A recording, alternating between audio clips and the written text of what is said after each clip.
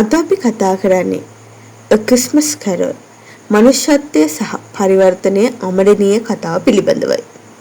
වසර 180කට පෙර එනම් 1843 වසරේ අද වෙන දිනක තමයි ලෝක ප්‍රකට ලේඛක චාල්ස් ඩික්සන් විසින් රචිත A Christmas Carol කෘතිය ප්‍රථම වරට ප්‍රකාශයට පත් කෙරුණේ. මෙම කතාවේ ප්‍රධාන චරිතය වන්නේ එබනීසර් ස්ක්‍රෝ නම් අතිශය ලෝභී අකාරුණික මහලු ව්‍යාපාරිකයෙක්. ඔහු නත්තල කියන්නේ නිකම්ම කාලය සහ මුදල් නාස්ති කිරීමක් කියලා විශ්වාස කරපු කෙනෙක්. නමුත් එක නත්තල් රාත්‍රියක ඔහු හමුවීමට පැමිණෙන අවතාර 4 ඔහුගේ මුළු ජීවිතයම වෙනස් කරනවා. ඔහුගේ අතීතය, වර්තමානය සහ ඔහුට හිමි විය හැකි බියකරු අනාගතය පෙන්වා දෙන මෙම අවතාර ඔහුට මනුෂ්‍යත්වයේ නියම අගය වටහා දෙනවා.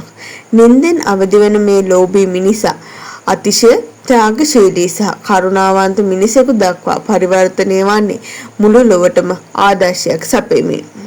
අදට නත්තලේ සැබෑ අර්ථය අපට මතක් කර දෙන මෙම අමරණීය කතාව හුදෙක් කතාවක් නොව මානුෂ්‍යත්වය පිළිබඳව සාර්වකාලීන පාඩමක් ඉදිරිපත් කරන කතාවක් ලෙසින් තමයි සඳහන් වන්නේ.